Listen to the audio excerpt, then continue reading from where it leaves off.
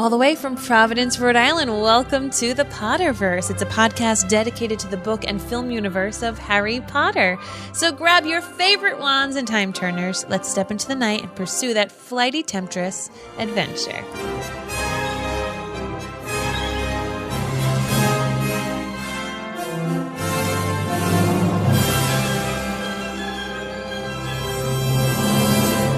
Hello, everyone, and welcome back. My name is Mary Larson. My name is Blake, and I wish that I had the confidence to just show up wearing a tea cozy for a hat and one color sock and then another color sock. I mean, granted, if you're watching us right now, I am wearing a Whitney Houston shirt. Yeah, I was just about to say, you do have a lot of courage. But it's not as much courage as Dobby. By the way, did not expect to see Dobby in this chapter. Did not, again, as you know, even though it's called the House Elf of Liberation Front. Yeah, no, because I figured it would just be Hermione whining and complaining about the house elves, and then they should go down there and she'd do what she did. But seeing Dobby there was not what I expected. No, I hear you, man, but it's here, and it's what happened. Well, that being said, you must have been reading my mind. Okay. Dobby let go and stepped back a few paces, beaming up at Harry, his enormous green, tennis ball-shaped eyes brimming with tears of happiness. He looked almost exactly as Harry remembered him, the pencil-shaped nose, the bat-like ears, the long fingers and feet, all except the clothes, which were different. When Dobby had worked for the Malfoys, he had always worn the same filthy old pillowcase. Now, however, he was wearing the strangest assortment of garments Harry had ever seen. He had done an even worse job of dressing himself than the Wizards at the World Cup. He was wearing a tea cozy for a hat, on which he had pinned a number of bright badges, a tie patterned with horseshoes over a bare chest, a pair of what looked like children's soccer shorts, and odd socks. One of these, Harry saw, was the black one Harry had removed from his own foot and tricked Mr. Malfoy into giving Dobby, therefore setting Dobby free. The other was covered in pink and orange stripes. That is so cute. That he's still wearing the one that Harry got him. Harry Potter. He gave him rather, yeah. And like he's just set him free with. Oh man, it just soaks your heart in like syrupy sweet goodness. Oh, I love it. Treacle tart goodness level. Dobby is really cute in this chapter, and there's a great. You see why he's my top three. No, I don't, but I still can recognize a great juxtaposition of the house elf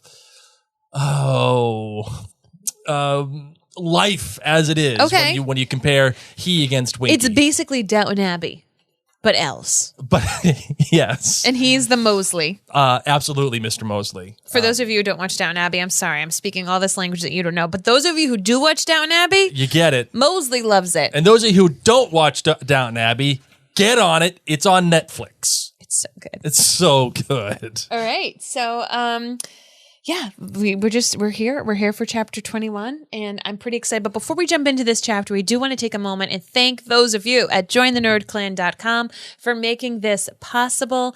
In addition to podcasting, I do want to let you all know that I also sell makeup and skincare products at minutewithmary.com. I am currently having a Harry Potter themed beauty class online. Search the hashtag Minute with Mary. The beauty class is taking place just on Facebook, but if you do find me on Instagram, for example, I can still probably share some things and tips with you.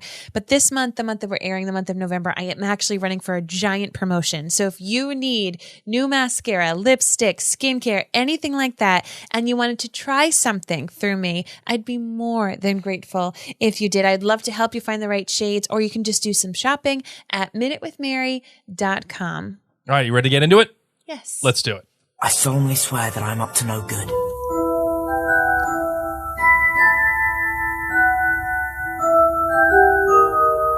All right, so the chapter kicks off straight after Harry has his immense win of getting the golden egg from the Hungarian Horntail. He opens the egg in the Gryffindor common room because they're having a big old party for him there, and it's awesome. They learn how to get into the kitchens. They get to go see some of the house elves, and then the students have some more time in class, of course, spend a bit of time with the Care of Magical Creatures. Rita Skeeter pops in. They hang out in Trelawney's room, and that's really what we're doing. Hanging talking- out in class and hanging out with partying. Hagrid, Blast-Ended Scroots. Love them all. Oh my goodness gracious! That we're here, we're ready to go, man. Mm-hmm. So, Mary, where do you want to begin with this chapter, and how do you want to approach this? Okay, so let's clean up the first task. Let's get through the golden egg, all this kind of stuff. Of course, the task was for Harry to get this egg from the Hungarian Horntail. They were told this egg will give you a clue. He comes on in and he decides to open it. Oh, before this, actually, make a note. He sent a letter to Sirius. Yes, exactly. And I loved, Harry's been writing these really quick letters all this time. He couldn't stop himself from writing a play-by-play Yeah. to let Sirius know every single detail of how he got past this dragon. I know. Well, I mean, how could you know? Honestly, right? He's proud. Yeah, well, you just defeated a dragon. Not defeated, but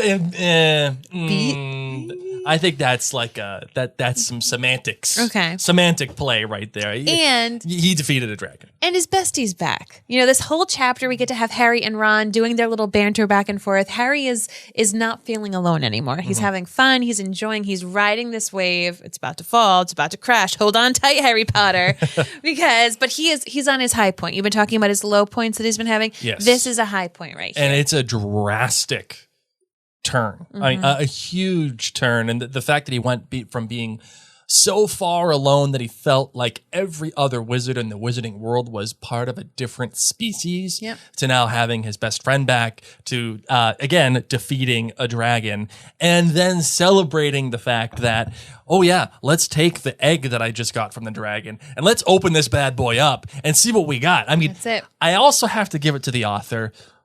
The fact that we get a chance to have this deep breath after the first task, but not only that, have this leading object that takes us from the first task through what is going to be a fairly significant break between the first task and the second task. So you have this great narrative piece that keeps us engaged in the task and the Triwizarding Tournament. It would be so easy to almost forget that it's happening because Harry just did this big thing and yay, we did it. But we still have an egg to remind us that, oh, no, we still got some more stuff to go here. Such a great tool that the author uses to keep the reminder and to keep you engaged in the Triwizarding Tournament. Agreed. So, what I thought was interesting is Harry's in the common room and they're having all these little sweets and everything thanks to Fred and George. Don't take a sweet from Fred and George. Never. I wouldn't take anything from Fred and George. I would probably have dated Fred or George. You know what's you would have. Totally would have. Like the kid with the red shoes that you wanted. Oh, yes. Who I told at my 10th year reunion, I had a crush on you for 2 years because you were bold enough to wear red sneakers. I'm bold enough to wear Whitney Houston's sweatshirt. And that's why we're married. You just took it up a level. By the way, just for those of you who are big fans of Whitney Houston, I have to play this for you. If I could find it. Yeah. If I could find it, Blake. Let's go, Blake. Oh, here it is.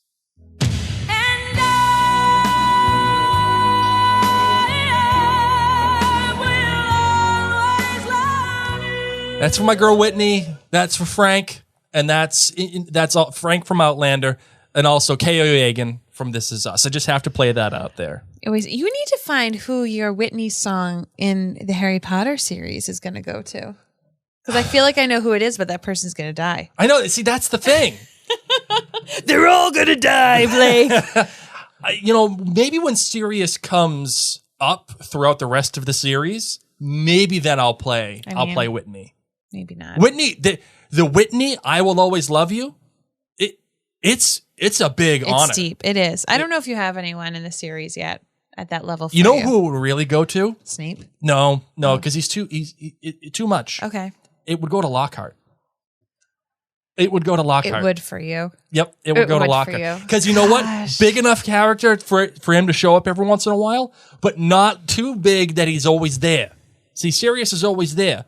Snape's wicked always there. Lockhart, you just want to enough. have a little sprinkle. You got to have a sprinkle. Because it's you play Whitney too much, it loses the luster. Okay. Can't lose the luster. What about Arthur Weasley? out on Arthur Weasley. He does not deserve the Whitney mantle. Oh my gosh, I would completely disagree. Okay, let's just get back into this. Once again, our top characters in the book series are completely different. Our priorities completely skewed. Totally Anyway, skewed.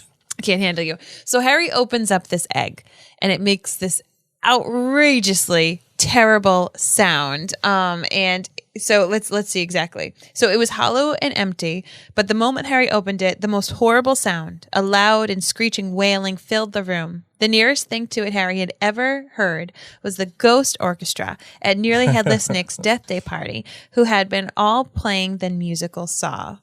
What's interesting is Seamus Finnegan says it sounds like a banshee. And he says maybe you need to get one past those. Fun fact, Seamus Finnegan saw a banshee when the Bogart exercise was happening in the previous book in the Prisoner of Azkaban. So, you're right. Seamus's biggest fear is a banshee. So it's interesting that that's what he relates this to. And then Neville says it was someone being tortured. You're going to have to fight the Cruciatus curse, which of course is scary for Neville because his parents were tortured. Then I love this. Don't be a prat, Neville. That's illegal. They wouldn't use the Cruciatus curse on the champions. I thought it sounded a bit like Percy singing. Maybe you've got to attack him while he's in the shower, Harry. You know what's funny? Is that this is the closest one because it's someone speaking and singing in water. Right, exactly. So for him to kind of equate it to someone singing in the shower, well done, George Weasley. Well done. George is great because the author teases you with the idea that George is the one after getting this whole canary cream thing. Well, not after, but I think this is before the canary cream, right? Yes, this is before the canary cream.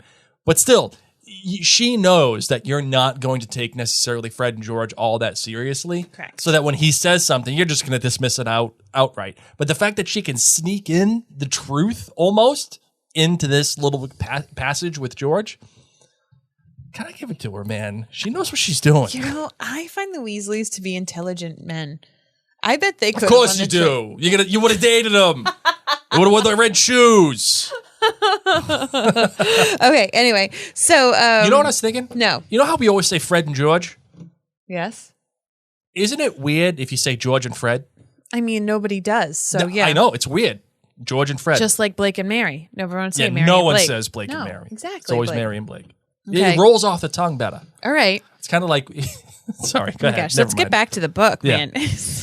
In this time frame, Hermione asks Fred and George, or George and Fred, depending upon how you go. you feeling today? Yeah, I don't exactly. know. Where all this food came from, because there's tons of yummy food. And he says, we just asked the elves. They were happy to give it to us. And Hermione asks him, how did you go see the elves? And he starts telling her. And he goes, whoa, wait, no, hold on. Wait a second. I know what you're doing here. But it was too late. He already told her to tickle the pear. Too late, man. Yeah, and by the way, I also have to say, Hermione giving Harry a hard time over the fact that he's seeking help from other students to figure out the egg. The clue of the clue. egg. Yeah, pretty rich coming from her.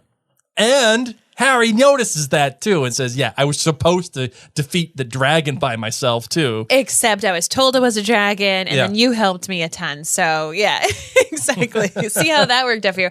What I did find interesting is how did Hermione Granger not know where the kitchens were located? Yeah, because she's read History of Hogwarts, or million Hogwarts of History times. a kabillion times. Has read like all the books in the library, has had access to the Marauders map. Like, what? Yeah, you're what are right. we doing? The Marauders map would be the smoking gun of her knowing I mean, where. but it's probably in Harry's trunk, so she probably doesn't think about it all the time, and she's not going to be like, "Can you please give me your Marauders map so I can go?" Yeah, but if it mattered to her that much, she would have done it. I know. So it's interesting that by now she still hasn't figured it out. Or maybe she hasn't thought of going to the kitchens before. And by them bringing it up, she's like, I can go straight to the source. Well, didn't she talk about going down to the kitchens before?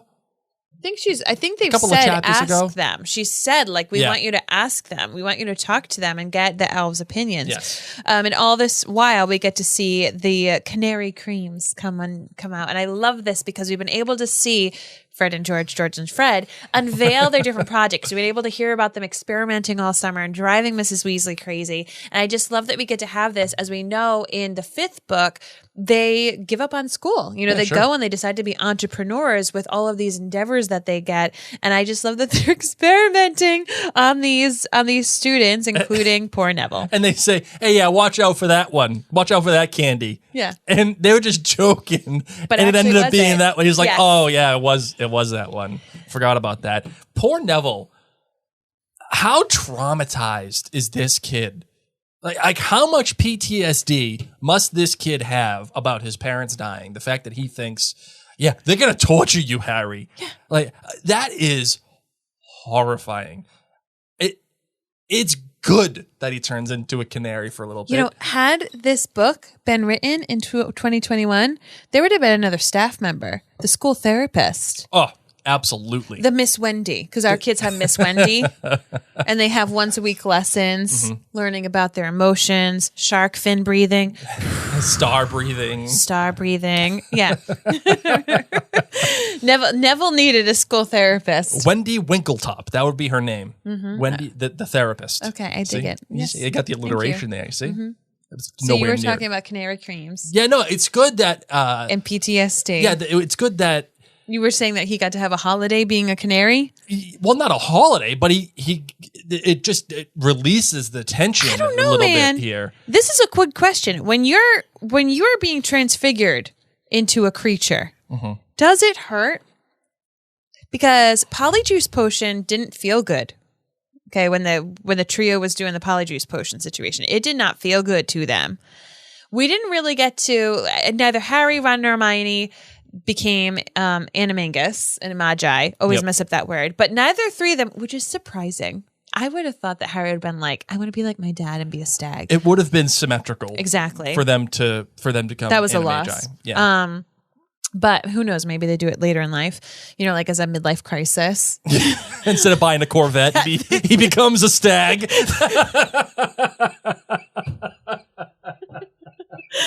They're like, hey, Hermione, didn't you grow some fresh mandrake? Cool. I'm going to keep this under my tongue for a month. Don't tell Ginny. I'm just going to show up at home as a deer. Oh my gosh. So, but yeah, I don't know. And obviously, we see Professor McGonagall bippity-boppity-boo into a cat. So we don't have any inkling that it hurts to be transfigured into a creature. Malfoy becoming the ferret. We didn't hear about him being hurt. Obviously hurt emotionally, but we didn't hear him being hurt physically. Right. But yeah, is it just a poop? Does it feel good? Is it kind of like you're getting your back cracked? It feels nice? I feel like... We're going to hope that for Neville. I will tell you that the text suggests there is no pain. There may be some emotional trauma, as you suggested, Mary, but I don't think there's any physical pain. Regardless, I think the story benefits from the fact that it has this transition out of Neville talking about his parents getting tortured and the idea of Harry being tortured, and it allows us to it gives us a transition to move on from the subject without being like wah wah wah. The author allows us the time to take something very serious and kind of give us turns it into a joke, or at least gives us the benefit of levity to move on to the rest of the stuff that we have to go on through. Cool. It's cold. It is cold. It is the beginning of December, and Harry's reflecting on he's fortunate. He's in this castle, drafty as it may be. He's not on the ship with the Durmstrang students. He's not outside with the Beauxbatons, and the Beauxbaton horses are drinking so much malt whiskey that the fumes of the alcohol are making the Care of Magical Creatures students a wee bit, little lightheaded. Woozy.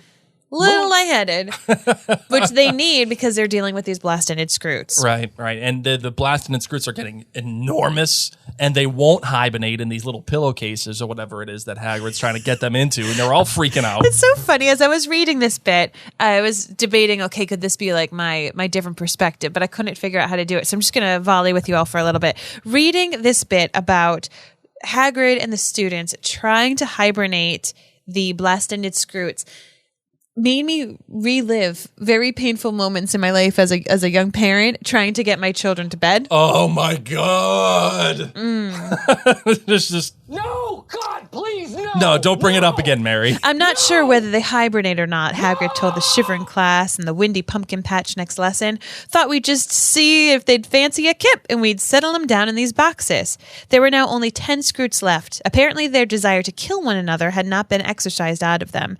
Each of them was now approaching 6 feet in length. Their thick gray armor, their powerful scuttling legs, their fire-blasting ends, their stings and their suckers combined to make the Scroots the most repulsive thing Harry had ever seen. The class looked dispiiritingly at the enormous boxes Hagrid had laid out, all lined with pillows and fluffy blankets. But the Scroots, it transpired, did not hibernate and did not appreciate being forced into pillow-lined boxes and nailed in. Hagrid was soon yelling, "Don't panic now, don't panic," while the Scroots rampaged around the pumpkin patch, now strewn with smoldering wreckage of the boxes. I could just hear Hagrid right. Don't panic! Don't panic! That's what I feel like. Like, you need to take a nap. Come on, it's nap time. Oh my God. Like, talk about PTSD. I got PTSD about kids sleeping. Oh. I still don't sleep. Yeah, there's okay. Someone told us that kids would sleep when they turned 7. Yeah, our little one is still 6. They lied. They lied. They don't sleep still. Well, you don't. But the early baby years were tough. I remember sitting on that. So that's what it Yoga reminded ball, me man. of Oh, was yeah. the blast-ended Scroots. And of course, Yep. a lot of the class all run inside Hagrid's little cabin. Harry, Ron, and Hermione were outside trying to get the last ones up. And I just think that this is so sweet. Obviously, we just learned Harry thought that this was the most repulsive thing. They're super scary. Yeah. And yet they know they need to help Hagrid out. And they know that this is completely useless. They don't know what the blasted-ended Scroots are good for. This is literally an experimental classroom situation. And they're trying to take this all taken care of. And Rita Skeeter pops up. Oh, Rita Skeeter. Dude, this woman. Oh, manipulative. And she is the definition of Slytherin. No, stop. There are some very good Slytherins. I would challenge that this is the definition of dirty media. Oh yeah, I mean that goes without saying. Yeah, I think so this is ugly. This is almost like TMZ style media. Yeah, and it's just being in the day and age that we are at the time of the recording. It's so interesting. No matter where you are sided on anything, there's dirty media. And it's just so interesting that in essentially a children's book, the author really starts to lay down that written word, media, can severely be skewed, and that there are people out there who have power because they have a platform, and they frequently use that platform to bring harm to others and to lie about them. So what we're having here, and because you haven't read this book, Blake, you're going to find out, but she's following Hagrid around, and she's doing all these interviews, and she is going to blast him for being part giant. Right. Like that is not a well thought of thing. A lot of Slytherins are pure blood, probably hold that in a higher stature.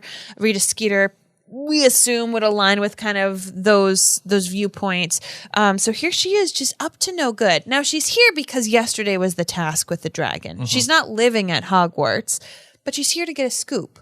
And why not visit every classroom? I'm going to go pick on this one because he looks weird. Well, Harry brings up the idea that she's been banned from Hogwarts, that she's not supposed to be walking around. And the text doesn't explicitly say that she was banned from Hogwarts, though it does allude to the fact that she's no longer allowed on the grounds, which would suggest why she's going to Hagrid. Mary, not only is this prescriptive of, ugly media or bad media, or dirty media, I don't even know how I worded it. I made it up. But whatever, sure. I mean, whatever it is, whatever you want to consider it, just let's call it TMZ, okay? It's TMZ style. Not only is it ugly media, but it is how you obtain that information that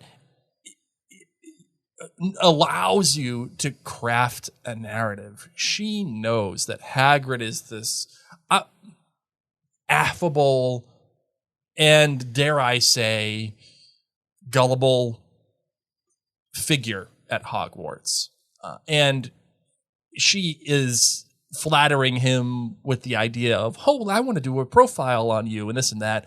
Yet she's going to take that information and twist it to put him in a bad light eventually, obviously, as we all know. And poor Harry can see this and simply cannot find the words to express to Hagrid, hey, big fella, wicked bad idea. Yes. Let's not do that.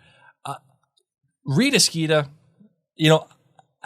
I can't say that I blame her, because if she has been banned from the grounds, she's got to do something. Says a Slytherin. So, what I do appreciate is the trio obviously knows Rita is up to no good, obviously has skewed the entire article about Harry, and Hermione tries to get the attention off of Hagrid. They know that Rita is up to no good. So she suddenly is like, oh, look, it's Harry Potter. Harry, you love these things, right? You love Care of Magical Creatures class. Right. Thinking if Harry is able to share his limelight and his accolades with Hagrid, that it'll make for a more pleasant write up. And yet Ron knows at the end, like, she's going to skew everything. This is going to be an utter mess, because she's seeing all the kids. They're all burnt. They're all scared. We don't know what these silly species of blast-ended screwserve are good for. So this is just the beginning. Rita is going to be nosy and listening to all sorts of things, whether it's overhearing Hagrid in the future chapters or conspiring with other Slytherins inside Hogwarts to get the dish and to she's up to no good. And it also goes to show you that you made an astute point, Mary, that the author is showing you, even in a kid's book, that narrative can be adjusted, narrative can be twisted, so that, listen, this is what I tell my kids, and I've been telling them this recently. Not everyone is your friend. Not everyone's your buddy. I found that out at like 32. And I also said this to my daughter a couple of days ago. Everybody is watching you at all times. Everybody is waiting for you to make a mistake. Oh my gosh, you said that to our 6-year-old? I did. You want to know why? Because my dad said that to me when I was a kid, and that stuck with me for the longest time. It was such a valuable lesson. Everybody is watching you at all times, and they're all waiting for you to make a mistake. And our daughter recently did make a very serious mistake that she shouldn't have done. And I thought it was an appropriate time to give her the lesson that my dad gave me. They have to know that not everybody is your friend. And I like the fact that the author has put this in here to show not only us, the reader, that this notion is a true one, but that Harry is also starting to recognize, yeah, you know what? You got to be careful. Mm-hmm. Got to be careful with what you say, how you say it, and to whom you say it. They're not your buddy, not your friends. Like it. I like it a lot. We then go up to Professor Trelawney's at divination class. And once again, it's so fun rereading these books as the many times that I have, to be looking at things through a different lens, whether looking for every moment that maybe Snape is taking care of Harry, or every moment that you need to sit there and say, what did Dumbledore know? Mm-hmm. It's also fun to be going through each time Trelawney makes a prediction, because she does not get enough credit. She doesn't. Well, I mean, listen, so broken clock is right twice a day. Okay. Well, anyway, she says, as I sat here, absorbed in my needlework, the urge to consult the orb overpowered me. I arose, I settled myself before it, and I gazed into its crystalline depths. And what do you think I saw gazing back at me? An ugly old bat in outsized specs, Ron muttered under his breath. Death, my dears. And I love how Harry's like, if I had a dime or whatever it was for every time that she predicted I was going to die, I'd be wicked rich, Yeah. But the truth is that she didn't say Harry is going to die. She sees death, and death is coming to Hogwarts. That is very fair. Very fair. Death is going to have this shroud and this presence on this school community in a terrible way. So cheers to you, Trelawney. very fair that she is, in fact, right, that death is coming. But again, she is so predicting it at an extraordinary rate that it's hard. It's hard to believe her. And she was right the last time, too. She said something. Oh, get out of here. It's kind of like Moody. Moody was the one that was always like, oh, people are trying to kill me and nobody took him seriously about this thing. So why would you take Trelawney seriously about this subject? I'm not saying you need to take her seriously. I'm just saying that she's kind of right sometimes. And then we go on downstairs to the kitchens. This is the closest we will be in the Harry Potter books to the Hufflepuff common room, by the way. This is it. This is it? This is as close as we're going to get. Tickling this pear, man. And it's so sad because obviously, there's a lot of Hufflepuffs in the world and we do learn a lot about it through other resources and the author has done different things on Pottermore and it's made for an expanded, fun universe. And as a matter of fact, what I read is that Helga Hufflepuff was the one who brought the house elves to Hogwarts so that she could save them from oppression and bad treatment and all that other stuff. Blake, we're going to take a quick aside. Would you like to tell everybody about your Halloween costume? Oh, gosh. No! God, please, no! No! No, Michael, I don't want to do it. That's Okay. right. No! Oh, fine, I'll do it. Yes, for Halloween. For Halloween, I was Cedric Diggory. I was a Hufflepuff. I dressed up just like your boy, Mary, Cedric. And it pained me. It pained my soul. Oh, my goodness. I was basically given the Cruciatus curse. But I did it. I did. You want to know why? Tell me why, Blake. I did it because I love my bride. And I love my listeners. And I've busted on the Hufflepuffs quite a bit. And I recognize that some of you may take that a little personally. Listen, it's all for show. It's all for fun. I don't really hate the Hufflepuffs. Most of our friends are Hufflepuffs, that if much. not all of them. I don't hate them that much. But Oh my gosh. but you know what? Don't listen to him. I wanted to show some good faith here. Some good faith that it's all just for the show. It's all for fun. I'll be Cedric.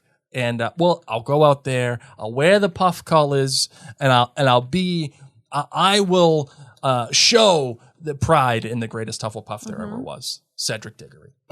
So there you go. That's it. That's all.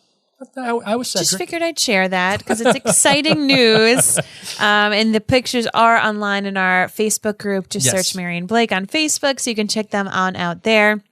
All right, so I know that the House Elf Liberation Front is not Blake's favorite topic. A, he's never read these books. B, he just doesn't care because, he has a cold heart. Well, because I'm right. So, no.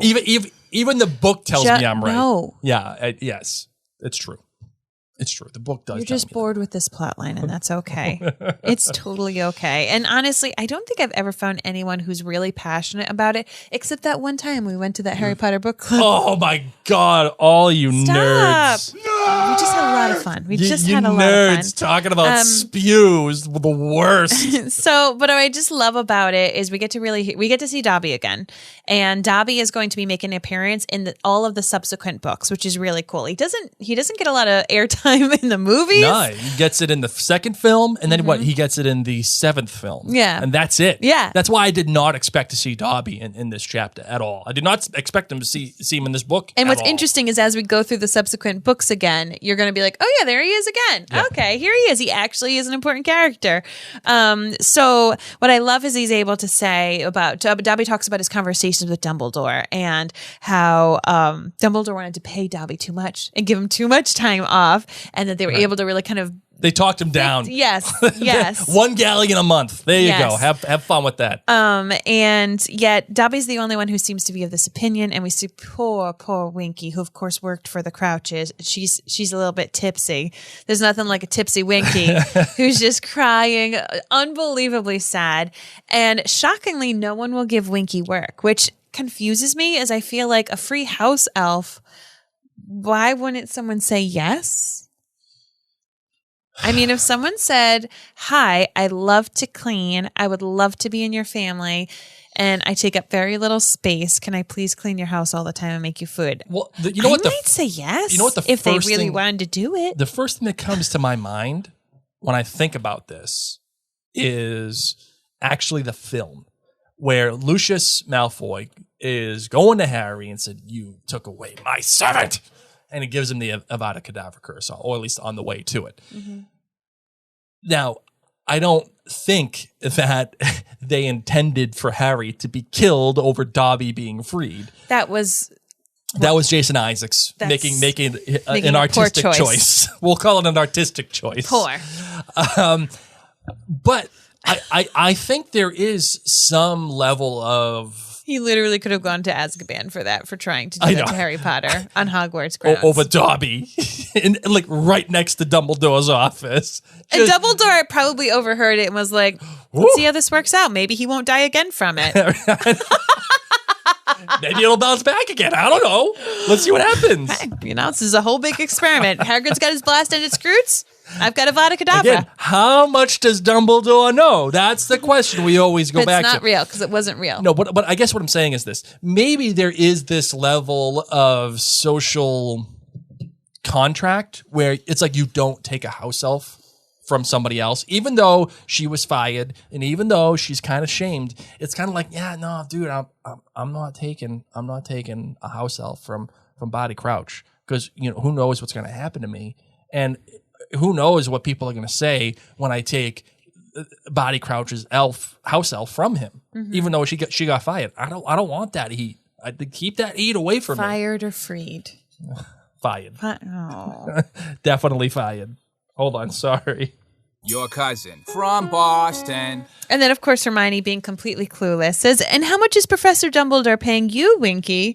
If she had thought this would cheer up Winky, she was wildly mistaken. Winky did stop crying, but when she sat up, she was glaring at Hermione through her massive brown eyes, her whole face sopping wet, and suddenly furious. "Winky is a disgraced elf, but Winky is not yet getting paid," she squeaked. "Winky is not sunk so low as that. Winky is properly ashamed of being freed." You know what that shows you? It shows you that the level of conditioning that some of these house elves go through, and they're owned by other people, this is not easily redacted. This is not easily just deleted. Even Dobby, a free house elf who has presumably been a free now for at least a year and a half, is still giving himself a hard time for talking poorly about the Malfoys. So the fact that Winky is over here saying like, "Oh, I haven't stooped down," she's holding herself to a certain level. Yes. Even though she has no need to. But she associates herself with this family. She cares for some members of this family deeply. She says, "You're not insulting my master. You is not insulting Mr. Crouch. Mr. Crouch is a good wizard, miss. Mr. Crouch is right to sack poet bad Winky." And then they go on and they're like, "Why are you not able to say anything bad about them? You're no longer with them." And Dobby cleans the confusion up, and he's very, very serious. "'Tis part of the house elf's enslavement, sir. We keeps their secrets and our silence, sir. We upholds the family's honor, and we never speaks ill of them. Though Professor Dumbledore told Dobby he does not assist upon this." So he goes on and says that Dumbledore said, "You can call me an old codger. You can talk about me behind my back all you want." Yep. But Winky, it's a big deal that Winky keeps the secrets. And I think this is where I say the text is actually proving me correct, because it's not. Hermione is so enveloped in this idea of house elf rights, and they should be getting paid, they should be getting vacation. She's even arguing with Dobby about it. No, absolutely not. That is not the main issue here. The main issue is the fact that Winky and even Dobby, to an extent, have been conditioned so negatively that they have no idea, or certainly Winky has no self-worth. Has no identity outside of serving the Crouches. And because of that, her mistreatment, the fact that she just got fired the way that she did, and she blames herself. She blames herself for how she has been treated. That is what is most disgusting. That is why the text is telling you Hermione is wrong, because she isn't doing anything about that. She's more concerned with what she thinks to be valuable, which is vacation time, getting paid, and all of the level of problems that she is imposing on the house elves. Okay. Well, I'm going to pivot because I think what we're supposed to take from this chapter is this special bit where Winky is saying that Mr. Bagman is a bad wizard. My master isn't liking him at all. My master is telling Winky some things, but Winky is not saying Winky. Winky keeps her master's secrets. Yeah. And I just love that because it is going to come back up where Winky really did cover up for Barty Crouch Jr. and helped out with all these different things. And then you even think, in latter books, we get to see what Dobby does, but oh my gosh, what's the me and Krabby elf's name? The Sirius's house. Why am I blanking on his name? I got Creature. you. What Creature does for Regulus Black. Yep. They really stick through to the end. Regulus Black is dead when all this is happening, and yet it's this huge, big deal for these house elves. So I think it's just not necessarily that we're supposed to be on Hermione's side and be like, oh yeah, set the house elves free, but I think we're just supposed to really understand the way that the house elves think and the way that they feel pride about the families that they have worked for, even if they were mistreated. Sure. And again, we talked about the juxtaposition and the contrast. And the contrast here between Dobby and Winky is such a valuable one. Winky has talked about Dobby being a bad house elf, that he's not good. He's misguided at the very least. Yet the way that they dress is so important, and the subtext here is suggesting so much more than just, oh, yay, Dobby's wearing all these crazy clothes. I mean, yeah, Dobby's got some crazy clothes going on. Yes. But he cares for them, and it may not make sense to you and I, but that the fact that he's wearing a tea cozy as a hat or whatever, but the fact that he has put together all of these things and the level at which he has put them together, and also included the sock that he wore and takes such good care of them, that suggests to you that he does really appreciate his freedom and the eclectic nature that he has. Yet Winky is the one who does have a put together outfit, but they're still ratty and dirty. It's like, yes, I'm free, but I don't care that I'm free. I don't want to put the effort in to know that this freedom matters at all to me, right? Yeah. It's I just love the path, the crazy eclectic path that Dobby is going on. Yeah. And the misguided lack of self-worth path that Winky is gone on, and it's reflective in their clothing. And once again, we need to, since we're going through this through the lens that we've already read the series, it is important to note that through all this is happening, through all the other elves being disgraced by Dobby, what we need to hear is we need to hear Winky talking badly about Bagman, because we're going to be coming up back to that. We're talking about how she is keeping the Crouch's secrets, because we will come back to that. And this is one of the beautiful things that the author does, where she gives you stuff that she's going to come back to that does become an important plot point, that does explain how all of this crazy thing happened with Faux Moody and Barty Crouch Jr. that Winky will be helping out, has help out with, but she starts to leave these breadcrumbs, and it's things like this that make books like this really fun to reread. Yeah, you're getting breadcrumbs, to the effect that the Malfoys are not just the kind of people that you think Harry dislikes because of Draco Malfoy, but in fact there's much more that the author through Dobby is alluding to, and even Ludo Bagman, as you suggested, and even the connection Barty Crouch Jr. has to dark magic. You're getting a lot of that through the house elves, which I think is, as you said, very important. Yeah. I will co-sign on that one. The value of the house elf liberation front, if you will. All right, Marvin, you got anything else you want to talk about in this chapter? You got a different perspective? I'm going to have to make one up. All right, well, you got about 20 seconds. Seeing or as how so. it was going to be Blast-Ended Scroot, who's really just a 2-year-old toddler not wanting to nap, that wouldn't have sounded good. All right, here we go. Let's do it. Holy cricket! You're Harry Potter! I'm Hermione Granger. And you are? Draco Malfoy. Draco, what's going on today? I hate school. Why do you hate school so much? I feel like you got some good food. You got some friends here that you can hang out with. It's all about Harry. So yesterday... Harry sucks, gotta Harry tell you. sucks, man. He sucks so much. He probably cheated or something. Definitely there's cheated. no way.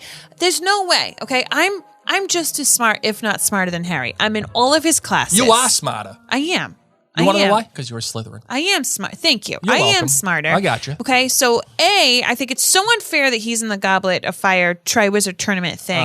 I already messaged my dad to make sure that I can get in the next one if they allow 4 people in. But anyway, I wouldn't have thought of that spell. And we didn't learn it. We haven't learned. So how did he get this information? I don't know. Maybe I went don't in the know. restricted section. That's what Whatever he did. it is, like I've been in his charms class and I didn't know Accio or Accio or Accio. Accio. Whatever. Whatever this happens when you read mostly, okay? And you make up the words in your mind. You have too many different He readers. was yelling and there was a dragon screaming, so I didn't hear him too well, but I didn't know that spell. You know, that girl Hermione, she's smart. She's also pretty. You don't want to talk about that, though. So we've got that. We've got Harry Potter cheating, and so I know he cheated. As a Slytherin, I know when someone cheats. Sure. He cheated yesterday. Totally cheated. He was a little confident with it, like, oh yeah, bippity boppity broom. What? Get out of here with that Stop summoning it. charm. Seriously, that we don't know as 4th years. Yeah. Goodness me. And then, it just stinks because I hate school right now. I've got these blast-ended Scroots that I've been telling my dad are pointless, are hurting people. Nobody's listening to me. Yeah. Nobody's listening to me. You know what? Harry They are Potter's pointless. cheating, pointless, hurting things. And then the only good thing is Rita Skeeter. That is a professional that I can look to. Knows what she's doing. No, yes. Gets information, crafts Uncovers a good narrative. the truth. Uncovers the truth. Lets the world know what's right, what's wrong, and what is. That's right. Doing her job. That's right. Yeah. End scene. I love egging on a Slytherin. This is good stuff. We should do more Slytherin talk. Okay. I can do this all day. Okay. All day and for all the Slytherins. All right, you ready for some listener questions? Yes. All right, let's do it. Mail's here. All right, this one comes from Kristen in Louisiana. Hello, Kristen. She says, this question is from chat. Is it Kristen with a K? It is Kristen with a K. Is it Kristen with a K with an R? Sure. Last name? You don't even know. Okay. I don't know. It just says it's Kristen. That's all I I'm got. assuming it's my Kristen that I know. Okay, sure. She says, this question is from chapter 20, the first task. Yes. She said, why didn't Harry just Accio the golden egg? I've always wondered that. Marvin, your thoughts on why Harry just didn't Accio the egg? Well, actually, before we go to that question, Yes. how do you pronounce it? Is it Accio, Accio, or A CO? Because it'd be like cappuccino. It'd be like cappuccino, because of the double C's. Accio. God bless you. But in the film, it's Accio. I know. Which would make sense because it's the 2 C's, so it's a hard pronunciation. Is it? Or is it the Jim Dale version, Accio? Telling you, this is why I'm confused. Or is it the British I would have version, said Accio? I would have said if I saw that and I was in Flitwick's class, I would have said Accio or Accio. That's what I would have done. There's no H. Bless you. Thank you. I absolutely. I think I would have pronounced it. You like, would have called it Accio just to be a joker. No, wink, wink, nudge, nudge. Family friendly show still, but still. Sorry. Hold on. That's what she said. I'll see Uranus. Wasn't that what Ron said? Yeah. Can I sue something, Uranus? Yes, that would have been me. No, I think I would have pronounced it Accio. Okay. But I think I like the movie pronunciation, Accio. So how do you want to go about this for the rest of the series? Do you want to do Accio, Accio, or Accio? I'm going to mess it up every time, Blake. So you can just choose which one you're going to be stable with, and I will change it every time because that's how I am. Same thing with plural of animagus, okay? Make it up every time. All right, I'm going to go with Accio. Okay, good for you. All right, so why didn't he just Accio the golden egg?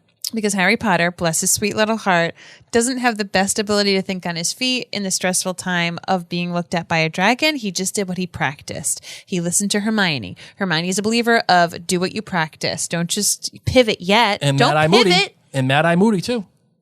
Mad-Eye Movie didn't say you have to take the egg from the dragon. They just said there are going to be dragons. Had he been told you have to take an egg away from a dragon, maybe he would have done the summoning charm on the egg. Bippity boppity boo done. But he practiced that he needed to get his broom. So he just did what he practiced. He had a plan. He stuck to the plan. Kind of like Thor with his hammer. He's just like, Thor holding out his hand for the hammer in the Avengers. Yeah. Harry Thored it up. Yes. He Thored it up. This one comes from Morgan. She says, hey, y'all. Hello. Lots of y'alls in this one, okay? So just go with me on this because I'm not this is not your forte. Not my forte. Hey, y'all. I just started listening to y'all's podcast last week. Hey. It's definitely interesting to hear y'all's perspective. I wanted to find a podcast that explored all the little details of the series, and y'all's hits the spot.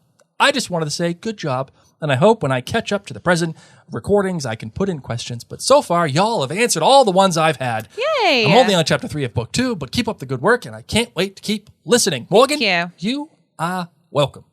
You're welcome. We're here for you. You're welcome. We're here for you. We're ready to go. We're going to have some fun, and I can't wait for you to catch up so we can keep getting all those y'alls. I am not accustomed to pronouncing that. Agreed. So the more y'all in my life, I'm ready to go. This one comes from Ashley. She says, hi, Mary and Blake. Last week, you had a fellow listener that talked about how they had shared the podcast with their friends, one of them being Baker, who you gave a shout out to. By the way, Baker, hi. Hi again, Baker. You're welcome. Baker happens to be the same person that introduced me to the podcast is one of my very close friends. Also, his first name is Chris, and I'm now a constant listener, and I've actually gone back and reread all the books along with the podcast. Aww. Your show has really given me something to look forward to each week, and I love hearing the different perspectives as well as your take on each of the chapters. Thank you so much for being so awesome. You know what, Ashley? Thank you for being awesome. Yes. And thank you, Baker, for being awesome, getting the shout-outs, getting the word out about the podcast. Thank you. Baker and Ashley, you know what you get today? What? Baker and Ashley, they get a very important mantle. Hey, didn't know we were getting one of these. Dig it. It makes me want to shout. You're welcome, Baker and Ashley. That's important. That's a gift right there. All right, Mavi, you got anything else? Oh, I wanted to thank one of the latest reviewers on Apple Podcasts. We have fallen from the top 5. Yes, we have. Okay. You know what that means? We need y'all. We need y'all to spread the word more. So go to Apple Podcasts, leave a 5-star but also written review. Yes, you got to please. drop a little sentence or two. Yes. That's going to help boost it. If you're someone who watches on YouTube or Facebook, still try to go through the Apple Podcast app every once in a while. It's because the downloads help the rankings, but also, honestly, the written reviews. And the subscriptions. Subscriptions to Apple Podcast help us go up those ranks. That's what it's really the rankings are based on. Yeah. So I just wanted to give a shout out to Molly Mary E. So this is a great podcast. I enjoy listening to their take on Harry Potter. I look forward to a new one each week. Highly recommended this and others from Mary and Blake's Nerd Clan. All right. Shout out to the Nerd Clan right there. The power of the hashtag Nerd Clan. Thank you. Never goes away. That's it's always there. Ever present, the power of the Nerd Clan. All right, you ready to close this bad boy out? Sure am. Let's do it.